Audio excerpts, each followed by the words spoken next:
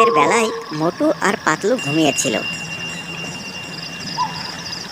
রাত গভীর হতে হঠাৎ পাতলুর ঘুম ভেঙে যায়।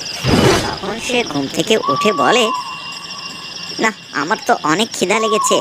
বাড়িতে এমন কিছু নেই যেটা খেয়ে আমি আমার খিদা মেটাবো। যাই বাইরে দেখি কোনো দোকান খোলা আছে নাকি, বাইরে থেকে কিছু খেয়ে আসি।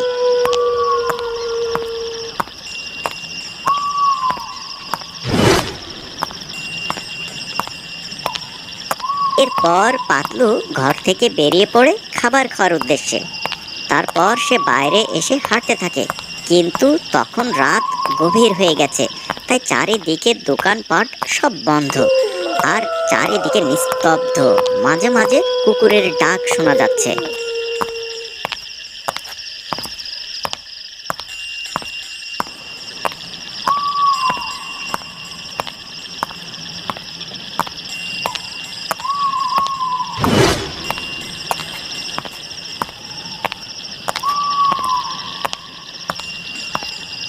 এদিকে পাতলু খিদের জ্বালায় সে খাবার খুঁজতে খুঁজতে এক সময় শহর ছেড়ে একটা জঙ্গলের ধারে চলে আসে। তারপর সে ওই জঙ্গলের ভিতরে যেতেই দেখতে পায় একটা ফলে ভরা আম গাছ।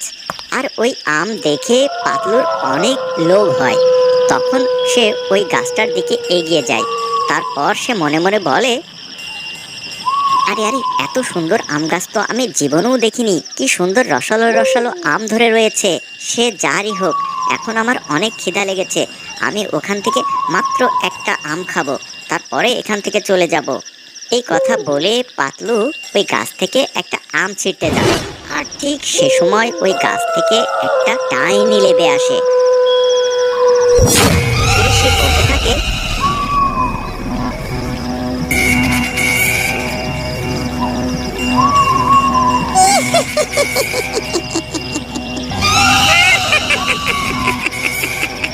আরে আরে, তুই আমার অনুমতি ছাড়াই আমার গাছের আম ছিঁড়তে চেয়েছিস।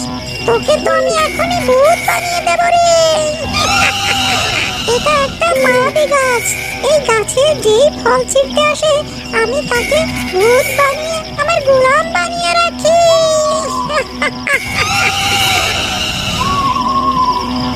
এই কথা বলে ওই ডাইনি তার জাদু শক্তি দিয়ে ওখানে একটা ভূত বানিয়ে দেয়। আর তখন ওই গাছের উপরে উঠতে থাকে। এদিকে মোটুর ঘুম ভেঙে দেখে তার বন্ধু ঘরে নেই। তখন সে বাইরে বেরিয়ে পড়ে তার বন্ধুকে খোঁজার জন্য। সে চারিদিকে খুঁজতে খুঁজতে একসময় ওই জঙ্গলের কাছে চলে আসে।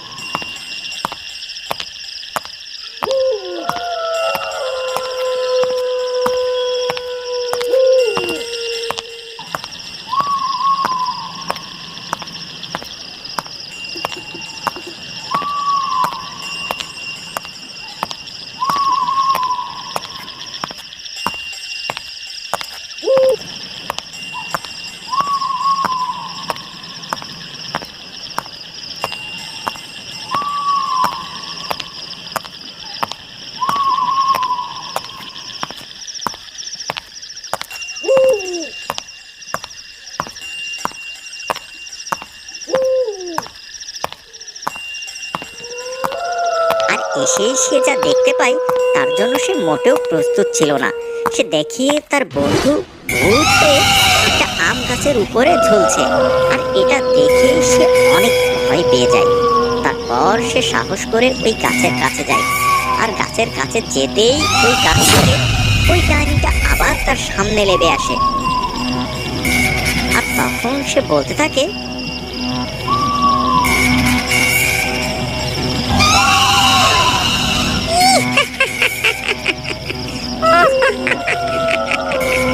আরে আরে, তুই আমার আম গাছের কাছে কেন এসেছিস? তাড়াতাড়ি বাড়ি ফিরে যা, না হলে তোকেও কিন্তু ওই লোকটার মতো আমি ভূত বানিয়ে এখানে ঝুলিয়ে রাখবো। যা যা, তোর যদি জানের মায়া থাকে তাহলে তাড়াতাড়ি বাড়ি ফিরে যা। আরে ডাইনি, আমি তো বাড়ি ফিরে যাব না। আমি আমার বন্ধুকে ছাড়া বাড়ি যেতেই পারি না। আমি আমার বন্ধুকে অনেক ভালোবাসি। তুমি আমাকে ভূত বানিয়ে দেবে তা বানিয়ে দাও, তাতে আমার কোনো দুঃখ নেই। কিন্তু আমি আমার বন্ধুকে ছাড়া বাড়িতে ফিরেই যাব না। তুমি আমার বন্ধুকে ছেড়ে দাও। সে তো ভুল করে এই আম গাছের কাছে এসেছে। তুমি কেন তাকে ভূত বানিয়ে রেখেছো? আরে আরে, অনুমতি ছাড়াই আমার কাছ থেকে আম ছিঁড়তে চেয়েছে। তাই তো আমি ওকে ভূত বানিয়ে আমার গোলাম বানিয়ে রেখেছি। তুই ফিরে যা, না হলে তোকেও কিন্তু আমি আমার জাদু শক্তি দিয়ে ভূত বানিয়ে এখানে ঝুলিয়ে রাখবো। যা যা, তোর জানের ময়া নেই দেখছি। ও আচ্ছা, তাহলে এই ব্যাপার। আরে তুমি কি বুঝতে পারছো না? ও তো ভুল করে এখানে এসেছে।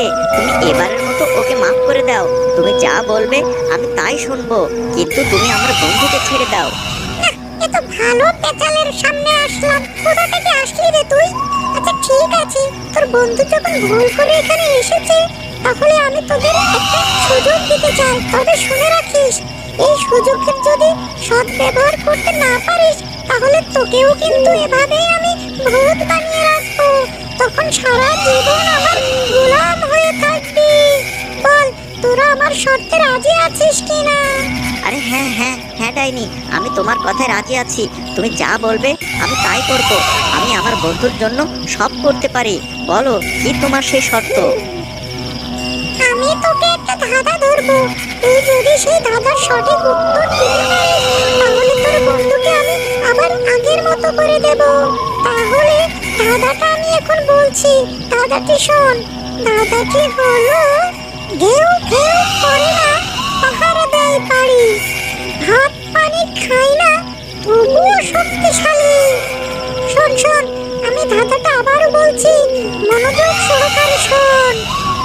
ঘেউ ঘেউ করে না, পাহারা দেয় বাড়ি, ভাত পানি খায় না, তবুও শক্তিশালী। এই ধাঁধার সঠিক উত্তর দেওয়ার সময় 10 সেকেন্ড। তোর সময় শুরু।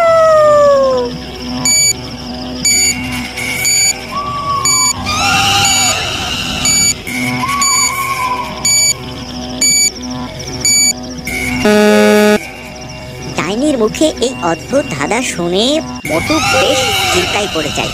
তারপর সে একটু ভেবেই বলতে থাকে, আরে আরে হ্যাঁ হ্যাঁ হ্যাঁ ডাইনি, আমি পারবো এই ধাঁধার সঠিক উত্তর দিতে।